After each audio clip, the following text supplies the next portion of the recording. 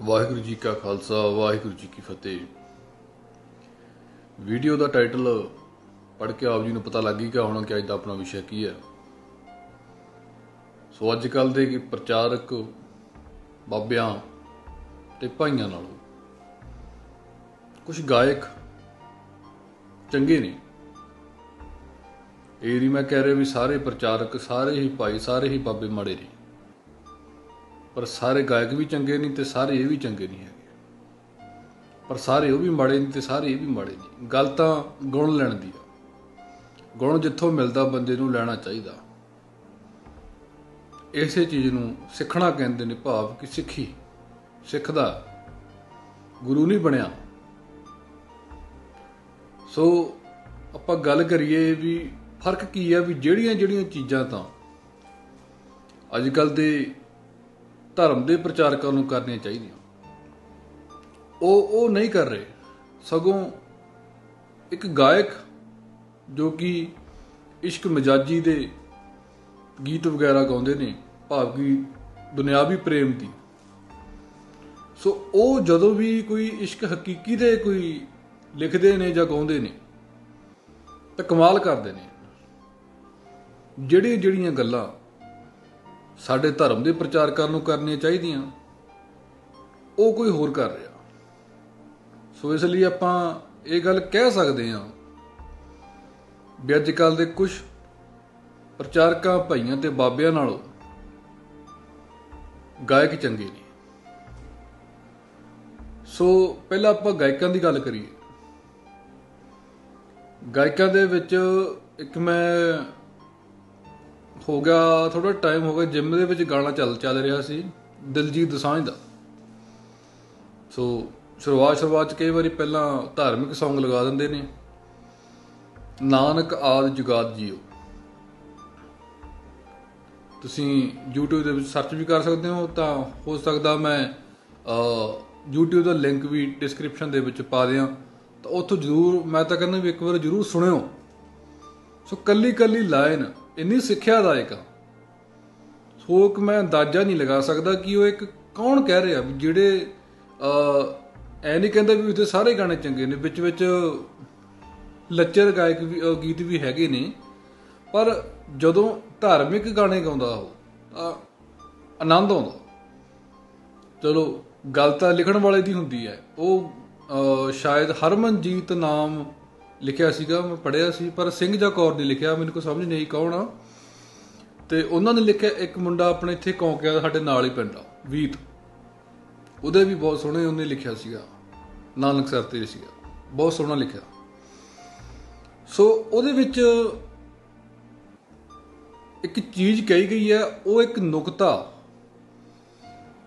जिहड़ा कि बड़े बड़े प्रचारक बड़े बड़े भाई बड़े बड़े बाबे अखवाउण वाले है नहीं, अखवाउण वाले उन्होंने नहीं कही, वो एक गायक होके कह गया नुकता। आपां भी अगे कई वीडियो दे विच उसका विचार कीती है, पर उस चीज़ नूं ना तो अपग्रेड मानते हैं। चलो अपग्रेड तो मानना ही की है, वो कहते भी जो कुछ कर रहे असीं खुद कर रहे हैं, कोई रब नां दी कोई चीज़ तो है नहीं, रब तो असीं होई हां। ते जिहड़े बाबे ने वो भी यही चीज़ कहते भी रब तो तुसीं नहीं, रब असीं हाँ, साडी पूजा करो। अपग्रेड कहते रब असीं हाँ, खुद रब हाँ, ते बाबे कहते रब तुसीं नहीं, रब असीं हाँ, मतलब कि अपने आप नूं रब कहते ने। गल दोनों पासों पूरी नहीं पई। सो एक लाइन उन्हें विच कही तो मेरे लू कंडे खड़े हो गए, बड़ी ही मैनूं सोहनी लगी।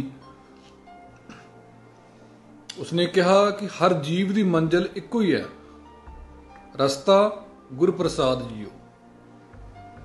यह गल किड्डी वड्डी गल है। सारियां दी मंजिल एक आ, सारे धर्म तरह तरह के धर्म बने हुए ने, सब दी मंजिल एक आ। चाहे कोई हिंदू आ, चाहे कोई मुस्लिम आ, ईसाई आ, जैन आ, बोधी आ, सिख ने या कोई भी ने, जिहड़ा कि गुरबाणी पढ़दा, गुरु का हुक्म पढ़दा, उहदी मंजिल एक ही आ। गुरबाणी आपां पढ़दे हैं तो अपनी मंजिल तो गुरु ही हुई ना। आपां जो गुरु की बाणी पढ़ांगे तो गुरु नहीं, अपना मेन एम तो गुरु ही है, निशाना अपना। ਪਰ ਨਹੀਂ, ਕਈ ਜਿਹੜੇ ਅੱਜ ਕੱਲ੍ਹ ਦੇ ਹੈਗੇ ਨੇ ਉਹ ਆਪਣਾ ਜਿਹੜਾ ਏਮ ਆ ਉਹ ਗੁਰੂ ਨਹੀਂ ਰੱਖਦੇ, ਉਹ ਗਿਆਨ ਨੂੰ ਹੀ ਮੇਨ ਰੱਖਦੇ ਨੇ। ਮਤਲਬ ਗੁਰੂ ਕਹਿੰਦੇ ਨੇ ਵੀ ਗੁਰੂ ਦੇਖਣ ਦਾ ਵਿਸ਼ਾ ਨਹੀਂ, ਗੁਰੂ ਸਮਝਣ ਦਾ ਵਿਸ਼ਾ।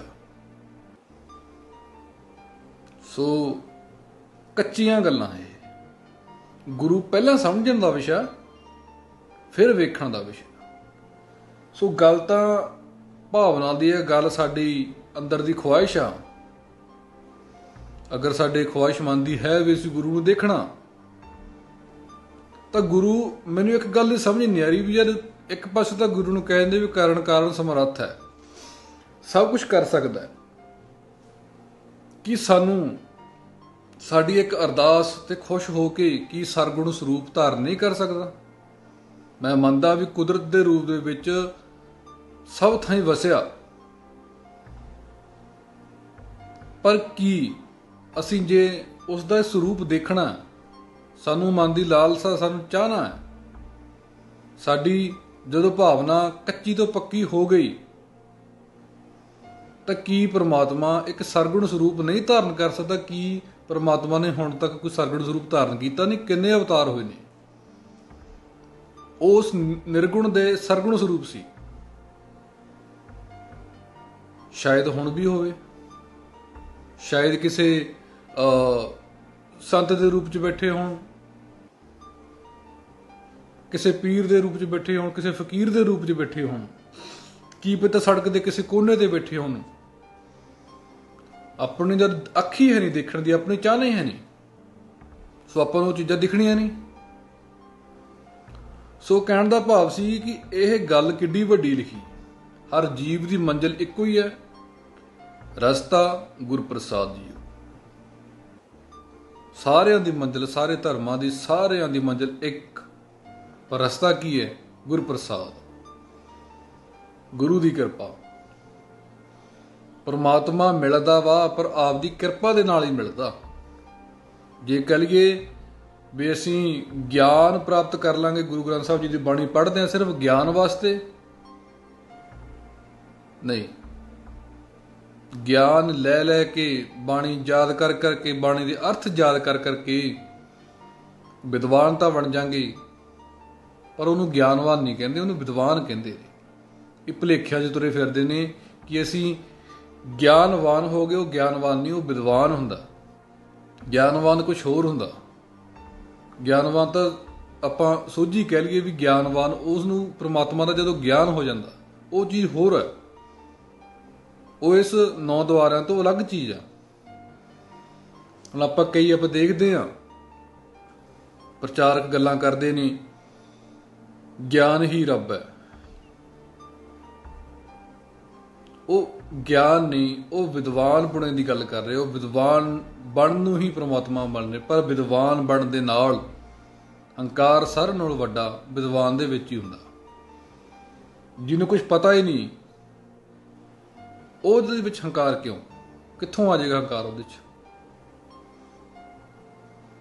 ਸੋ ਅੱਜ ਕੱਲ੍ਹ ਦੇ ਗਾਇਕ ਵੀ ਚੰਗੀਆਂ ਚੰਗੀਆਂ ਗੱਲਾਂ ਕਹਿ ਰਹੇ ਨੇ, ਪਰ ਇਹ ਗੱਲਾਂ ਸਾਡੇ ਧਰਮ ਦੇ ਪ੍ਰਚਾਰਕਾਂ ਦੇ ਮੂੰਹੋਂ ਸੁਣਨੀਆਂ ਅਸੀਂ ਪਸੰਦ ਕਰਦੇ ਸੀ, ਪਰ ਉਹ ਨਹੀਂ ਕਰ ਰਹੇ।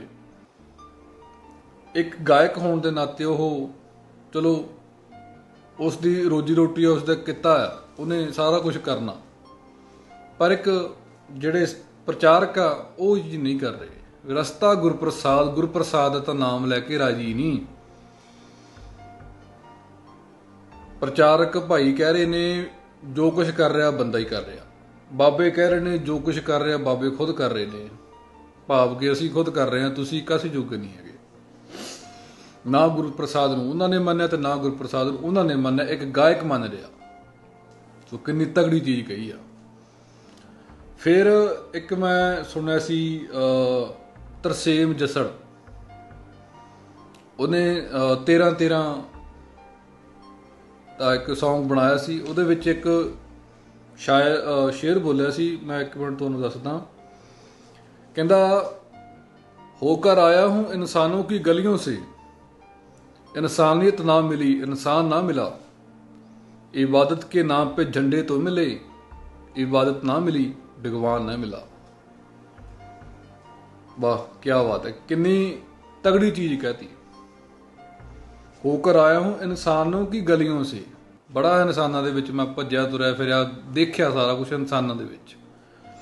इंसानियत ना मिली इंसान ना मिला। हुण आपां गल करिए भी बाणी सानू की बनाउंदी आ, सानू की बनाउंदी आ। दुनिया दे विच इक्को एक धर्म जिहड़ा कि खुद अकाल पुरख ने बनाया, किहड़ा? इंसानियत दा। गुरबाणी सानू धर्म तो पक्का बाद विच करदी है, पहला सानू इंसान बनाउंदी है भी इंसान बनो, धर्म च पक्के तुसीं अपने आप ही हो जाओगे। यह साडे उल्टा काम आ, पहला धर्म च पक्के हो, इंसान बनो चाहे ना बनो। गुरबाणी सानू इंसान बनाउंदी है, धर्म च पक्के सी अपने आप हो जाना। जदों इंसान बन गया सानू आपे सोझी आ जानी है, गुरु ने आपे कृपा कर देनी है। ते इबादत के नाम पे झंडे तो मिले, इबादत ना मिली भगवान ना मिला। बड़े दावे करते फिरते ने भी मेरे वर्गा कोई प्रचारक ही है नहीं। मैं दूए तीए दिन वीडियो बनाउण लग जाना, मैं भी सोचता होऊंगा भी मेरे वर्गा तो कोई प्रचारक ही है नहीं, बड़ा मैं समझदार हाँ, बड़ा मैं हो गया, बड़ी मैनू सोझी आ गई, मैनू दो चार अखर बोलने आ गए, तब मैं पता नहीं की बन गया। मेरे नाल दे होर बहुत ने। इबादत के नाम पे झंडे तो मिले, बड़े झंडे कड्डी बैठे आ जाओ इधर आ जाओ इधर, वो कहना मैं, वो कहना मैनू फॉलो करो, कहना मैनू फॉलो करो। पर इबादत ना मिली भगवान ना मिला, बस झंडे ही लगे हुए आ, अंदर खाली आ, कख नहीं हैगा अंदर। सो जस्सड़ हो गया ਇਹਦਾ 13 ਤੇ ਦਿਲਜੀਤ ਦੋਸਾਂਝ ਦਾ ਨਾਨਕ ਆਦ ਜੁਗਾਦ ਜੀਓ ਤੇ ਸਰਤਾਜ ਸੂਫੀ ਗਾਇਕਾ। ਸੋ ਜਿਹੜੇ ਸੂਫੀ ਹੁੰਦੇ ਆ ਨਾ, ਉਹਨਾਂ ਦੇ ਆਪਾਂ ਚਾਹੇ ਉਹਨੂੰ ਇਸ਼ਕ ਹਕੀਕੀ ਵੱਲ ਲਾ ਲਈਏ, ਚਾਹੇ ਉਹਨੂੰ ਇਸ਼ਕ ਮਜਾਜੀ ਵਾਲੇ ਪਾਸੇ ਲਾ ਲਈਏ, ਉਹ ਦੋਹਾਂ ਪਾਸੇ ਲੱਗ ਜਾਂਦੇ ਆ। ਉਸੇ ਤਰ੍ਹਾਂ ਜਿਵੇਂ ਨੁਸਰਤ ਫਤਿਹ ਅਲੀ ਖਾਨ ਜੀ ਨੇ, ਕਿਆ ਬਾਤ ਆ ਉਹਨਾਂ ਦੀ ਤਾਂ। ਸੋ ਆਪਾਂ ਜੇ ਗੱਲ ਕਰੀਏ ਵੀ ਉਹਨਾਂ ਨੂੰ ਦੋਹਾਂ ਪਾਸੇ ਆਪਾਂ ਲਾ ਸਕਦੇ ਹਾਂ। ਬਾਬਾ ਬੁੱਲੇ ਸ਼ਾਹ ਆ, ਉਹਨਾਂ ਨੂੰ ਚਾਹੇ ਬੁੱਲੇ ਸ਼ਾਹ ਦੀਆਂ ਜਿੰਨੀਆਂ ਵੀ ਕਾਫੀਆਂ ਨੇ, ਆਪਾਂ ਚਾਹੇ ਉਹਨੂੰ ਦੁਨਿਆਵੀ ਪ੍ਰੇਮ ਵਾਲੇ ਪਾਸੇ ਲਾ ਲਈਏ ਜਾਂ ਪਰਮੇਸ਼ਰ ਵਾਲੇ ਪਾਸੇ ਲਾ ਲਈਏ, ਪਰ ਉਹਨਾਂ ਨੇ ਲਿਖੀ ਤਾਂ ਪਰਮੇਸ਼ਰ ਵਾਲੇ ਪਾਸੇ ਆ, ਪਰ ਅੱਜ ਕੱਲ੍ਹ ਸਾਡੇ ਉਹ ਦੁਨਿਆਵੀ ਵਾਲੇ ਪਾਸੇ ਚੱਕੀ ਫਿਰਦੇ ਆ, ਕਿਉਂਕਿ ਉਹ ਦੋਨੇ ਪਾਸੇ ਢੁਕਦੀਆਂ। ਕਿਉਂਕਿ ਪ੍ਰੇਮ ਤਾਂ ਇੱਕੋ ਹੀ ਹੁੰਦਾ ਨਾ, ਉਹੀ ਪ੍ਰੇਮ ਉਹੀ ਤਰੀਕਾ ਹੁੰਦਾ ਵਾ ਦੁਨਿਆਵੀ ਪ੍ਰੇਮ ਦਾ, ਉਹੀ ਸੇਮ ਤਰੀਕਾ ਹੁੰਦਾ ਵਾ ਪਰਮੇਸ਼ਰ ਨਾਲ ਪ੍ਰੇਮ ਦਾ। ਜਿਵੇਂ ਦੁਨਿਆਵੀ ਪ੍ਰੇਮ ਵਾਲੇ ਆਸ਼ਕ ਜਿਹੜੇ ਰਾਤਾਂ ਨੂੰ ਜਾਗਦੇ ਆ, ਉਹ ਗੱਲਾਂ ਬਾਤਾਂ ਮਰੀ ਜਾਂਦੇ ਆਪਦੀਆਂ, ਤੇ ਜਿਹੜੇ ਇਸ਼ਕ ਹਕੀਕੀ ਵਾਲੇ ਉਹ ਵੀ ਰਾਤਾਂ ਨੂੰ ਜਾਗਦੇ ਆ, ਉਹ ਵੀ ਆਪਦੇ ਪਰਮੇਸ਼ਰ ਨਾਲ ਗੱਲਾਂ ਕਰਦੇ ਆ। ਗੱਲ ਇੱਕੋ ਹੀ ਆ, ਰਸਤੇ ਅਲੱਗ ਨੇ, ਤਰੀਕੇ ਇੱਕੋ ਹੀ ਆ। ਸੋ ਸਰਤਾਜ ਨੇ ਵੀ ਸੋਹਣਾ ਲਿਖਿਆ ਸੀ, ਇੱਕ ਸਾਈਂ ਅਰਦਾਸ ਸੀਗਾ, ਅਰਦਾਸ ਬਣਾਈ ਹੋਈ ਆ, ਸਾਈਂ ਹੌਲੀ ਹੌਲੀ ਤੁਰਨਾ ਸਿਖਾਈ ਸਾਈਂ, ਇੱਦਾਂ ਕਾਫੀ ਸੋਹਣੀਆਂ ਗੱਲਾਂ ਆ। ਕਹਿਣ ਦਾ ਭਾਵ ਆ ਕਿ ਜੋ ਕੁਛ ਸਾਡੇ ਪ੍ਰਚਾਰਕਾਂ ਨੂੰ, ਸਿੱਖ ਧਰਮ ਦੇ ਪ੍ਰਚਾਰਕਾਂ ਨੂੰ ਜਾਂ ਹੋਰ ਧਰਮਾਂ ਦੇ ਪ੍ਰਚਾਰਕਾਂ ਨੂੰ ਇਹ ਚੀਜ਼ਾਂ ਕਰਨੀਆਂ ਚਾਹੀਦੀਆਂ ਸੀ, ਪਰ ਉਹ ਸਾਡੇ ਗਾਇਕ ਕਰ ਰਹੇ ਨੇ। ਉਹ ਬੜੀ ਚੰਗੀ ਲੱਗਦੀ ਗੱਲ, ਜਿਨ੍ਹਾਂ ਦਾ ਕੋਈ ਆਪਾਂ ਇਹ ਨਹੀਂ ਕਹਿ ਸਕਦੇ ਵੀ ਧਰਮ ਨਾਲ ਕੋਈ ਲੈਣਾ ਦੇਣਾ ਨਹੀਂ। ਧਰਮ ਨਾਲ ਲੈਣਾ ਦੇਣਾ ਕਿਉਂ ਨਹੀਂ ਹੈ?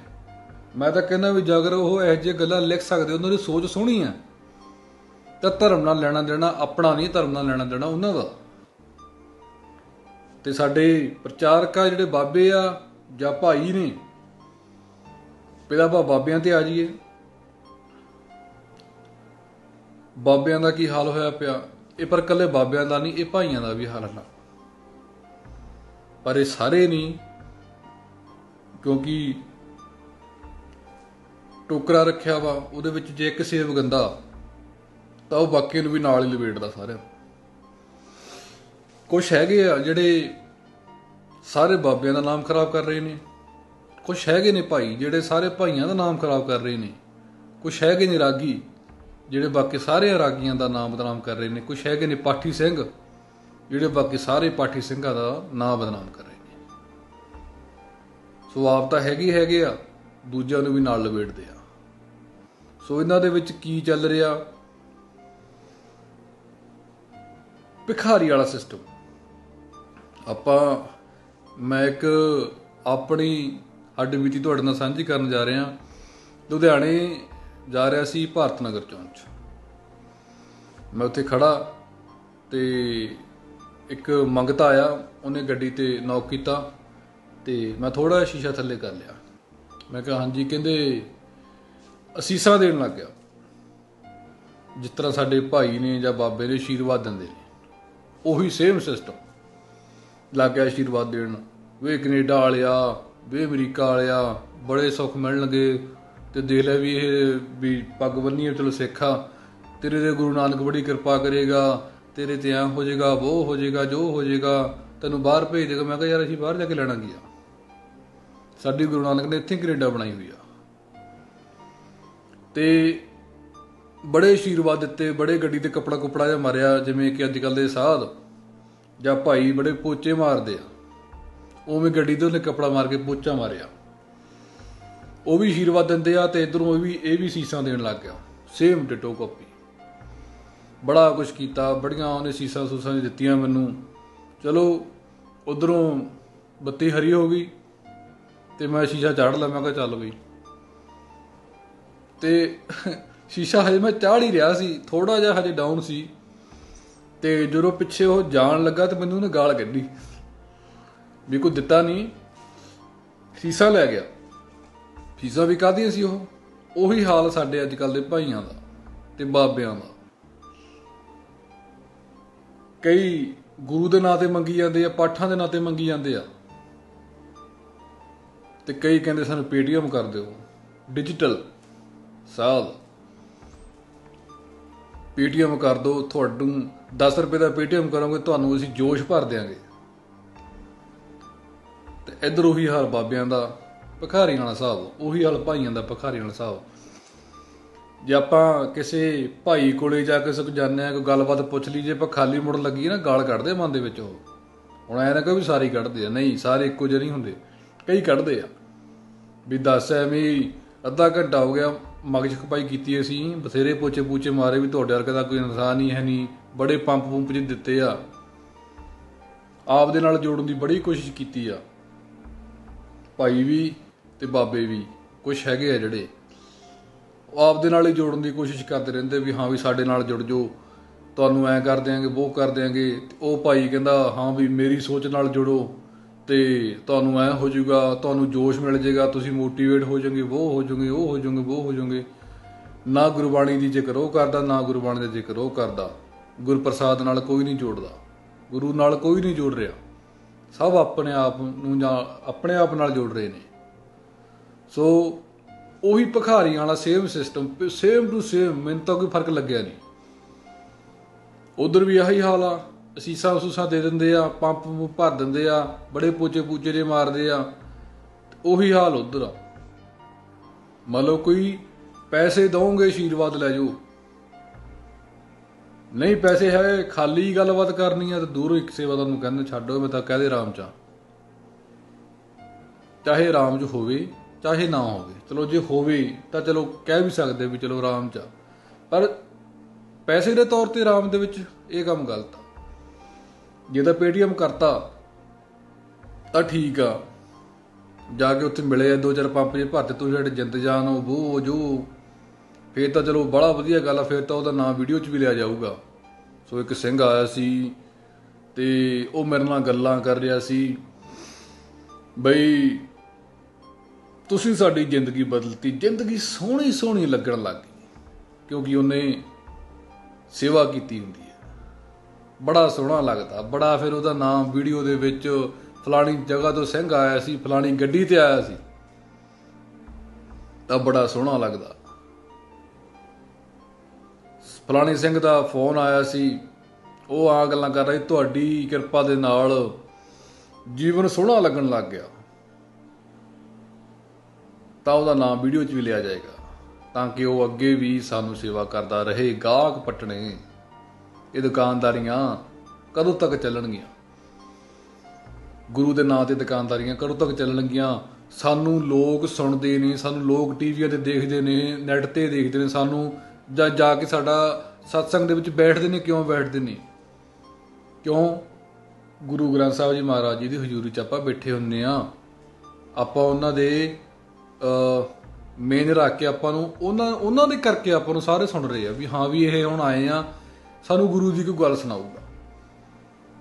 ਪਰ ਗੁਰੂ ਦੀਆਂ ਗੱਲਾਂ 100 ਦੇ ਵਿੱਚੋਂ 5 ਤੇ ਬਾਕੀ 95 ਆਪਦੀਆਂ। ਮੈਂ ਫਿਰ ਐਂ ਗਿਆ ਸੀ, ਮੈਂ ਫਿਰ ਉੱਥੇ ਐਂ ਕੀਤਾ, ਮੈਂ ਉਹ ਕਰਤਾ, ਮੈਂ ਜੋ ਕਰਤਾ, ਆਪਦੀਆਂ ਹੀ ਗੱਲਾਂ।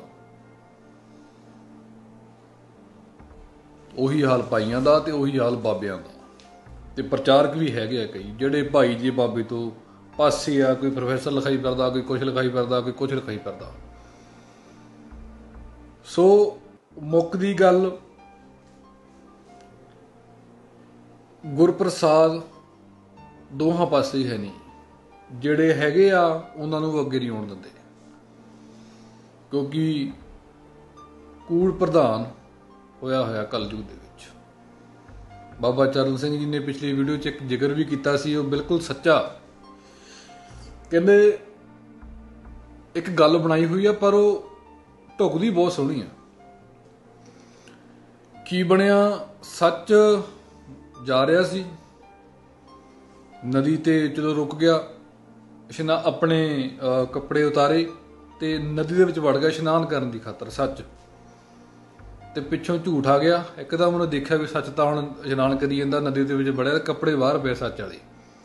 ਸੋ ਝੂਠ ਨੇ ਆਪਣੇ ਕੱਪੜੇ ਲਾਏ, ਸੱਚ ਵਾਲੇ ਕੱਪੜੇ ਪਾ ਲਏ। ਤੇ ਸੱਚ ਵਾਲੇ ਕੱਪੜੇ ਪਾ ਕੇ ਤੇ ਦੁਨੀਆ ਦੇ ਵਿੱਚ, ਸੰਸਾਰ ਦੇ ਵਿੱਚ ਚੌੜਾ ਹੋ ਕੇ ਘੁੰਮਣ ਲੱਗ ਗਿਆ। ਵੀ ਉਹ ਲੋਕ ਕਹਿਣ ਵੀ ਇਹ ਸੱਚ ਆ, ਪਰ ਉਹ ਅਸਲ ਵਿੱਚ ਹੈ ਝੂਠ ਆ। ਦੇਖਣ ਨੂੰ ਸੱਚ ਲੱਗਦਾ, ਜਮਾਂ ਹੀ ਸੱਚ ਵਰਗਾ ਲੱਗਦਾ। ਜਿਵੇਂ ਅੱਜ ਕੱਲ੍ਹ ਦੇ ਕਈ ਪ੍ਰਚਾਰਕ ਨੇ, ਭਾਈ ਨੇ, ਬਾਬੇ ਨੇ, ਉਹ ਗੱਲਾਂ ਬੜੀਆਂ ਹੀ ਸੋਹਣੀਆਂ ਕਰਦੇ ਨੇ। ਇੰਨਾ ਮੇਰੇ ਹਿਸਾਬ ਨਾਲ ਉਹਨਾਂ ਤੋਂ ਵੱਧ ਟੈਲੈਂਟ ਦੁਨੀਆ ਦੇ ਵਿੱਚ ਕਿਸੇ ਕੋਲ ਹੈ ਹੀ ਨਹੀਂ। ਇੰਨੀਆਂ ਸੋਹਣੀਆਂ ਗੱਲਾਂ ਕਰਦੇ ਆ ਉਹ, ਗੱਲਾਂ ਹੀ ਛੱਡ ਦੋ। ਉਹ ਐਂ ਲੱਗਦਾ ਜਿਵੇਂ ਵੀ ਸੱਚ ਤਾਂ ਇਹ ਆ ਵੀ ਹੋਰ ਤਾਂ ਕੋਈ ਗੱਲ ਹੈ ਹੀ ਨਹੀਂ। ਉਹ ਸੱਚ ਦੇ ਕੱਪੜੇ ਹੀ ਆ ਇਕੱਲੇ, ਅੰਦਰੋਂ ਤਾਂ ਗੱਪ ਆ। ਉਹ ਸੱਚ ਦੇ ਕੱਪੜੇ ਪਾ ਕੇ ਤੁਰ ਗਿਆ ਤੇ ਚੌੜਾ ਹੋ ਕੇ ਦੁਨੀਆ ਤੇ ਘੁੰਮਣ ਲੱਗ ਗਿਆ। ਹਰੇਕ ਦੇ ਘਰੇ ਵੜ ਜਾਂਦਾ ਹੈ, ਕਦੇ ਕਿਤੇ ਕਦੇ ਕਿਤੇ। ਸਾਰੇ ਉਹਨੂੰ ਬੜਾ ਪਿਆਰ ਕਰਨ ਲੱਗੇ ਵੀ ਇਹ ਤਾਂ ਸੱਚ ਆ, ਸੱਚ ਆ, ਸੱਚ ਆ, ਪਰ ਸੀਗਾ ਝੂਠ। ਉਧਰੋਂ ਸੱਚ ਵਿਚਾਰਾ ਜਦੋਂ ਨਹਾ ਕੇ ਨਿਕਲਿਆ, ਜਦੋਂ ਦੇਖਿਆ ਵੀ ਉਹਦੇ ਕੱਪੜੇ ਗਾਇਬ ਆ, ਕੀ ਕਰੇ ਵਿਚਾਰਾ? ਫਸ ਗਿਆ। ਤੇ ਨਾ ਹੁਣ ਉਹ ਝੂਠ ਦੇ ਕੱਪੜੇ ਪਾ ਸਕਦਾ। ਜੇ ਝੂਠ ਦੇ ਕੱਪੜੇ ਪਾਉਂਦਾ ਤਾਂ ਉਹਨੂੰ ਕੋਈ ਪੁੱਛਣਾ ਨਹੀਂ ਕਿਸੇ ਨੇ, ਰੋੜੇ ਮਾਰਨਗੇ ਲੋਕ।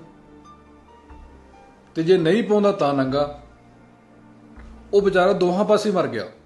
ਨਾ ਕੱਪੜੇ ਪਾ ਸਕਦਾ ਝੂਠ ਵਾਲੇ, ਤੇ ਨਾ ਕੱਪੜੇ ਪਾਏ ਬਗੈਰ ਉਹ ਕਿਤੇ ਜਾ ਸਕਦਾ। ਉਹ ਖੜਾ ਵਿਚਾਰਾ ਤੇ ਝੂਠ ਪ੍ਰਧਾਨ ਬਣਿਆ। ਸੰਤਾਂ ਦੇ ਰੂਪ 'ਚ, ਭਾਈਆਂ ਦੇ ਰੂਪ 'ਚ, ਪ੍ਰਚਾਰਕਾਂ ਦੇ ਰੂਪ 'ਚ ਤੁਰਿਆ ਫਿਰਦਾ ਹੁੱਬ ਕੇ। ਸ਼ਰੇਆਮ ਗੁਰੂ ਸਾਹਿਬਾਂ ਦੇ ਹਜ਼ੂਰ ਬਹਿ ਕੇ, ਸ਼ਰੇਆਮ ਗੁਰੂ ਗ੍ਰੰਥ ਸਾਹਿਬ ਜੀ ਦੇ ਹਜ਼ੂਰ ਬਹਿ ਕੇ ਹੱਥ ਖੜੇ ਕਰ ਕਰਕੇ ਪ੍ਰਚਾਰ ਕਰ ਰਹੇ ਨੇ ਵੀ ਸਾਡੀ ਸੋਚ ਨਾਲ ਜੁੜੋ, ਸਾਡੀ ਸੋਚ ਨਾਲ ਜੁੜੋ, ਸਾਡੇ ਨਾਲ ਜੁੜੋ, ਸਾਨੂੰ ਪੇਟੀਐਮ ਕਰੋ, ਸਾਨੂੰ ਦਾਨ ਦਿਓ। ਤੇ ਵਿਚਾਰਾ ਸੱਚ ਉੱਥੇ ਕੰਢੇ ਤੇ ਖੜਾ। ਹੁਣ ਇਹ ਪਰਖ ਅਸੀਂ ਕਰਨੀ ਆ, ਅਸੀਂ ਗੁਰੂ ਅੱਗੇ ਅਰਦਾਸ ਕਰਨੀ ਹੈ ਵੀ ਸਾਨੂੰ ਸਾਕਤ ਦੀ ਸੰਗਤ ਨਾ ਦਿਓ ਜੀ, ਕਿਰਪਾ ਕਰੋ। ਫਿਰ ਆਪਾਂ ਨੂੰ ਕੀ ਮਿਲੂਗਾ? ਇਹ ਲੋਕ ਸੁਖੀਏ ਪਰਲੋਕ ਸੁਹੇਲੇ, ਨਾਨਕ ਹਰ ਪ੍ਰਭ ਆਪੇ ਮਿਲੇ। ਰਸਨਾ ਕਰੋ ਪਵਿੱਤਰ, ਆਖੋ ਧੰਨ ਗੁਰੂ ਨਾਨਕ, ਧੰਨ ਗੁਰੂ ਨਾਨਕ, ਧੰਨ ਗੁਰੂ ਨਾਨਕ।